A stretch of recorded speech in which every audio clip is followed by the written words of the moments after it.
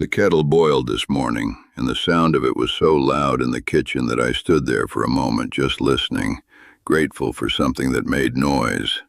That is what it has come to. I am grateful for a kettle. I poured the water over the tea bag and watched the color bleed out into the cup. That slow brown stain spreading like a bruise. And I thought, there it is, Harold. There is your morning. 6 days. I counted them on my fingers while I stood at the window after tea, the way I used to count things when Margaret was alive, and we would tally up the days until something, a holiday, a grandchild's birthday, the plumber coming to fix the boiler. We were always counting toward something then. Now I count backward, or sideways, or in no particular direction at all. 6 days since the woman at the pharmacy said, "There you go, love," and handed me my blood pressure tablets in a small white paper bag. I said thank you.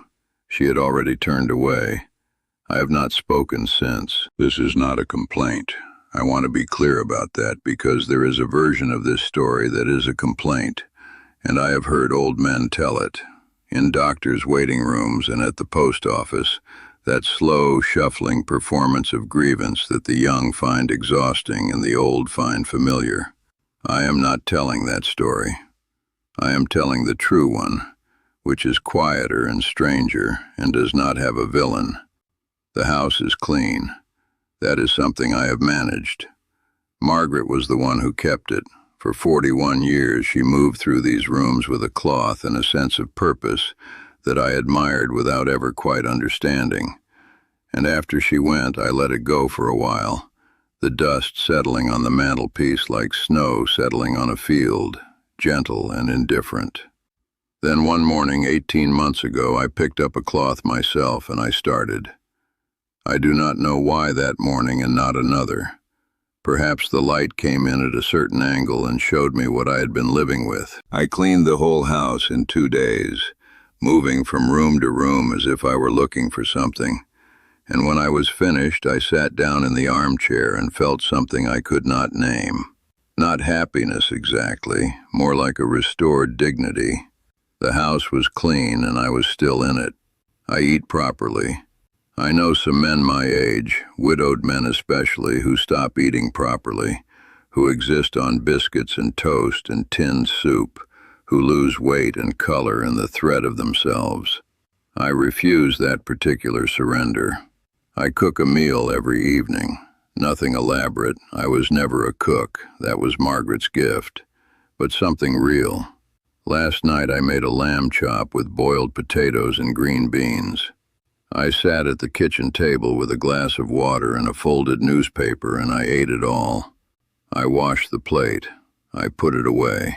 These are small victories, and I collect them like a man collecting coins. They are worth something. They add up. What I cannot account for is the silence, not the absence of sound. The house makes sounds. The pipes knock in the morning. The floorboards creak when I move from room to room as if the house is registering my weight, confirming that I am still here, still a fact worth recording.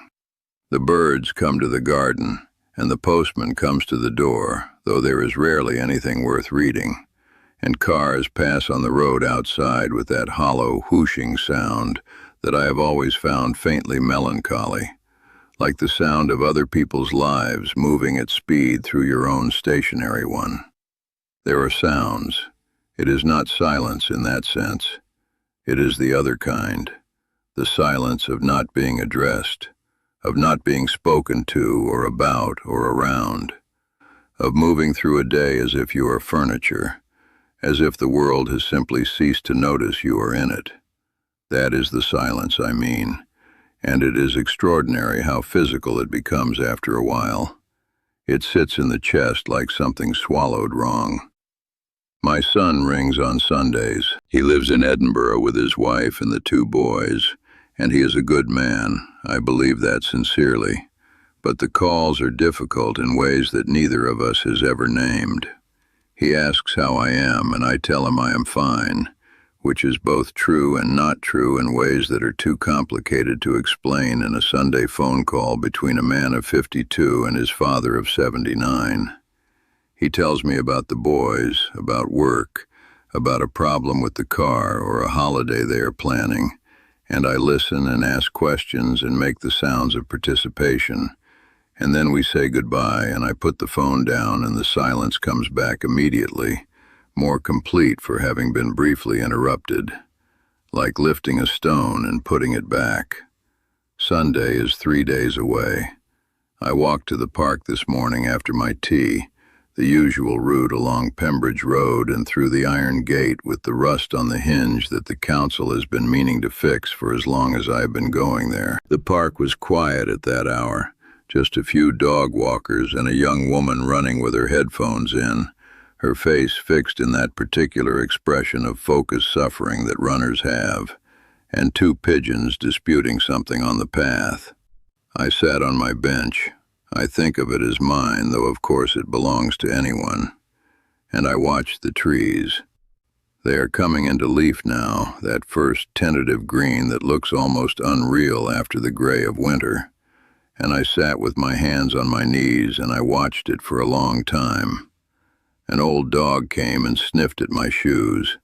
Its owner, a heavy man in a waterproof jacket, called it away without looking at me.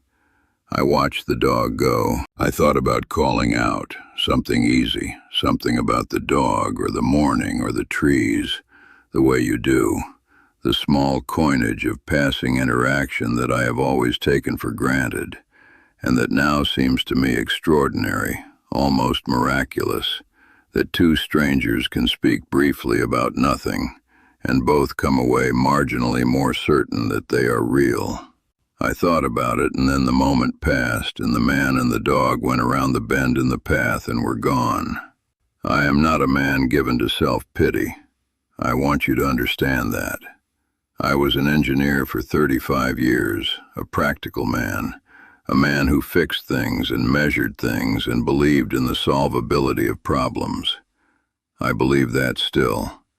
What I am trying to fix, or at least to understand, is something more difficult than a broken pipe or a faulty calculation. I am trying to understand what happens to a man when the ordinary friction of human contact, the daily texture of being seen and addressed and spoken to, is simply removed.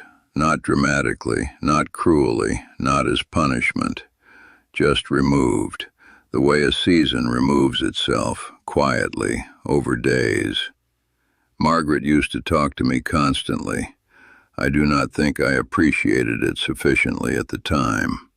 She would come into whatever room I was in and simply begin speaking, about the neighbors, about something she had read, about a memory that had surfaced, about what she was planning for dinner, or what she thought about a person we had met at a party 30 years ago.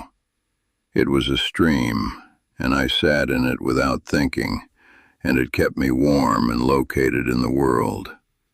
When she died, the stream stopped, and I discovered slowly, over months, what it had been doing for me all that time. It had been telling me I existed, not in a sentimental way, in a factual way. You exist, Harold. You are here. Someone knows. I do not say any of this to claim that my grief is larger than other men's. It is not. I know men who have lost children. I know men who have lost themselves entirely, who sit in care homes now looking out at gardens they cannot name, their past dissolved, their selfhood leaking away. My grief is ordinary and appropriate and largely now at a manageable distance. It is 3 years since Margaret went, and I have built something here in her absence, something functional if not warm, a life that holds itself upright. I am proud of that in a quiet way. But 6 days. I went to the library yesterday thinking that might do something for it. I like the library. I have always liked it. The specific hush of it, the way books smell, the industrious silence of other people reading. The librarian is a young woman with glasses and a capable manner who once, months ago, recommended a history of the Ottoman Empire that I thoroughly enjoyed, and I had thought perhaps she might be there, and we might speak about it. But it was a different person at the desk, a man I did not recognize, and I walked the shelves and took out 2 books and brought them to him, and he scanned them without looking up, and I took them and went. That was yesterday at 2 in the afternoon. I have not spoken since. This evening I will cook. I am thinking of pasta, something simple, and I will set the table properly as I always do, a plate and a fork and a glass, and I will sit and eat, and afterward I will wash up, and then I will read until 10 o'clock, and then I will go to bed. These are the facts of my evening. They are not tragic facts. I have seen tragedy, I know the difference. But tomorrow morning I will wake again into this particular quiet, and I will boil the kettle and stand at the window, and the day will open up in front of me like a long, empty corridor, and somewhere in the middle of it I will feel the thing in my chest, that swallowed stone, and I will think of the pharmacist saying, "There you go, love," and of the dog coming to sniff my shoes, and of my son's voice on Sunday, and I will think, "Hold on, Harold, hold on.